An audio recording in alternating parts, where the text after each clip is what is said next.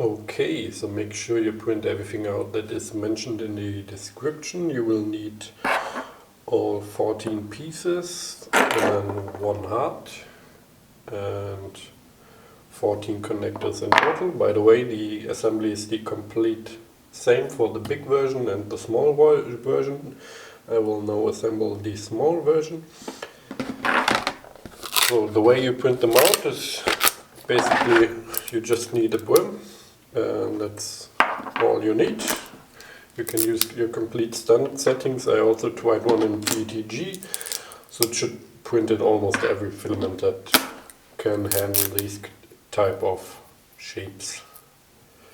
And so make sure to remove the brim completely, because if you have a little bit left right here, it can interfere with the I don't know how smooth they roll against each other. So yeah, make sure you remove the brim completely on every piece, and we're now done. So the first thing we are going to do is we are going to take our heart and the connectors and then push them in the holes of the heart. That's what we are going to do for all of these holes and all of these connectors now. Let me skip until I've that done. Okay, so all of these connectors are now pushed inside. I printed a few to spare because this filament likes to break sometimes with the connectors. It's a little brittle, but that's no problem. Just print a few spares and you should be fine. If these break every time for you, I will include a few different connectors, so maybe try them out and see if they work for you. Okay, so the way we are going to do this is the heart has numbers on it, and the pieces do as well, at least the big pieces. The small pieces have cutouts and they correspond to their number. For example, you have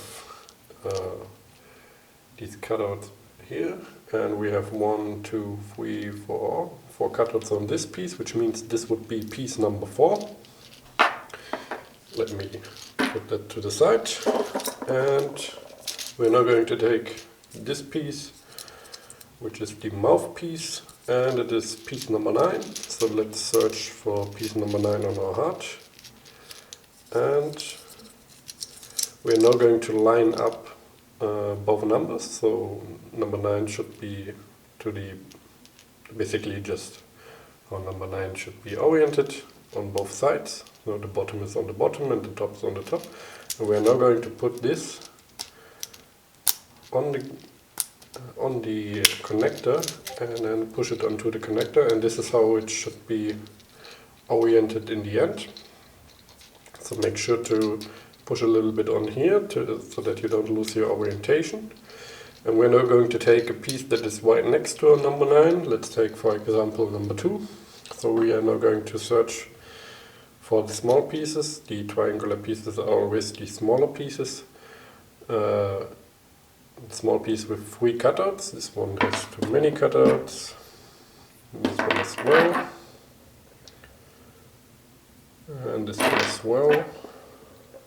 This one has exactly 3 cutouts, which means it's piece number 3. And there's always one bigger cutout among these.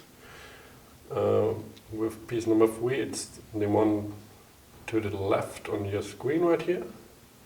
And this should be oriented towards the number on the face. So let me show you what I mean by that. Oh, by the way, we were looking for piece number 2 and piece number 3, my bad. Where's piece number 2? This is piece number 2. And again, there's a bigger cutout on one side. This time it's where my finger is, and this should be oriented towards the number. So let's orient this cutout towards the number. As you can see, it now faces the number on the face, and that's how we should be pushing it on top of this connector. just like this. And they should now turn fairly easily. And then make sure to rearrange it so that the cutout faces the number again. And we're now going to take piece number 1. This is again one of these smaller pieces. It's the nose piece, so I can identify it by that. Okay, where are you? Piece number 1. Is it this one? No.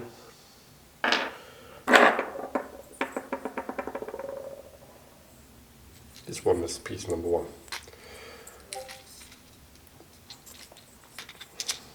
Okay, so piece number 1 only has one cutout, which this one is going to be facing the number, which should be something like this. And we are then going to push it onto the connector. Yeah, so this is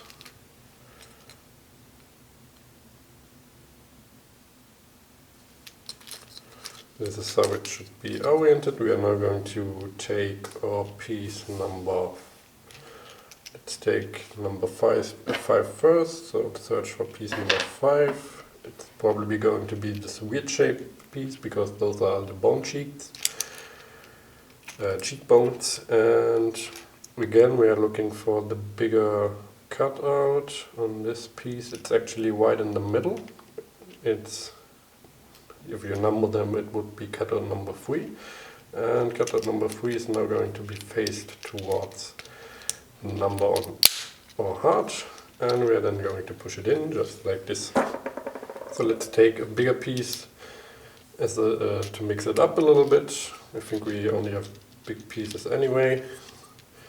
Again, what we are going to do is we are going to take the same orientation. Both 14s line up the same, and we are then going to push this onto this connector so that they basically mirror each other on the face. Okay, I think everything is still fine. By the way, you can always make sure to, if this still is correct, by turning it a little bit. I think I have something wrong in here, but we can fix that up later. Okay, so let's take as the next piece number 11.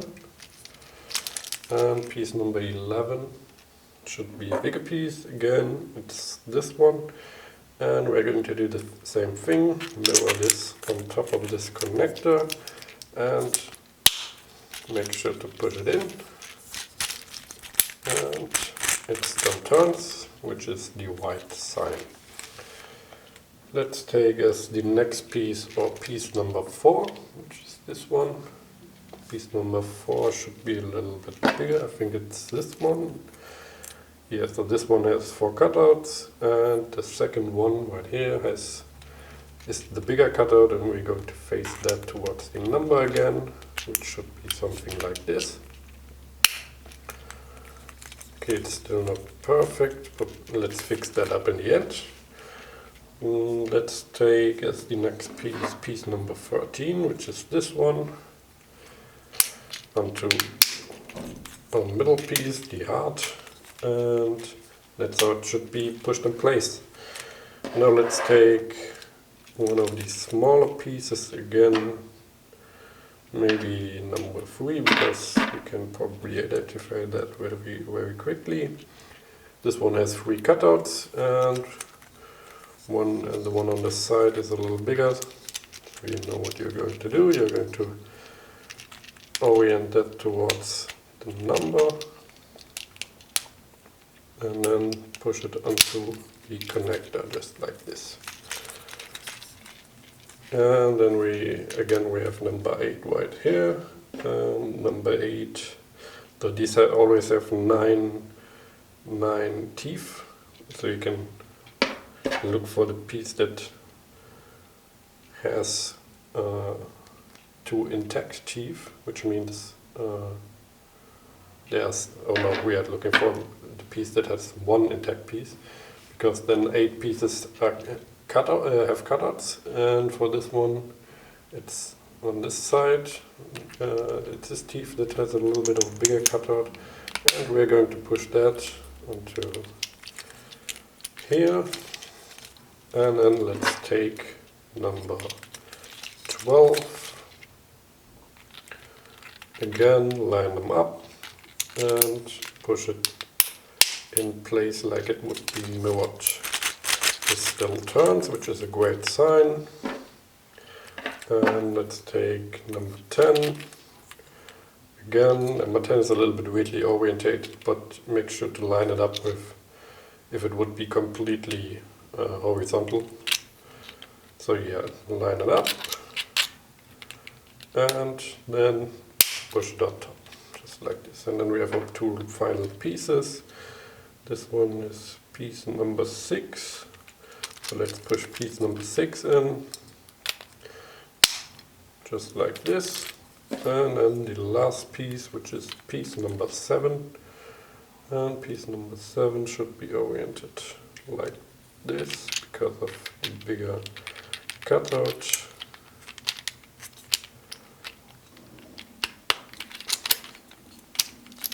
Oh, I broke this one, so let's fix that up in just a second.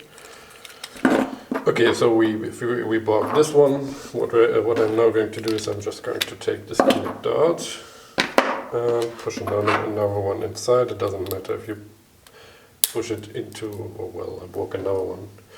It doesn't matter if you push it into the connector, into the gear. There's not really a big difference. And then again I'm going to take piece number 10 and put it in the same spot as before. Okay, so now let's fix this up a little bit. There's still a piece that doesn't really have a smooth transition, which means that there's something wrong right here. So the way you can fix this is by skipping teeth, and as you can see, okay, so you want to make sure that this always stays rotatable basically, and you can skip a teeth right here, but you will then have to skip a teeth somewhere else because it doesn't rotate anymore, which means that somewhere else there's something wrong with this thing. So make sure you could even try to take this out and see if it rotates perfectly, and then try again to push this in. So maybe, for example, maybe your orientation was a little bit, it wasn't completely perfect. So yeah, we can try to push it in again, and hopefully the second time it should be rotating and it should be completely smooth. So now check for all of the other pieces and make sure that those have smooth transitions as well. And then in the end it should be as easily rotatable as this thing is, and there shouldn't be any gear skipping. So they shouldn't be disaligned in the end. For example, you should be make a full rotation, and then it should become a perfect skull without any bad transitions again. I think these are still not perfectly aligned, but I will fix that off camera. So that's how you are going to connect your gear skull. And as I said, the big version works completely the same. It just looks a little bit different. So yeah, make sure to like and subscribe. Thanks for watching, and I'll see you in the next video.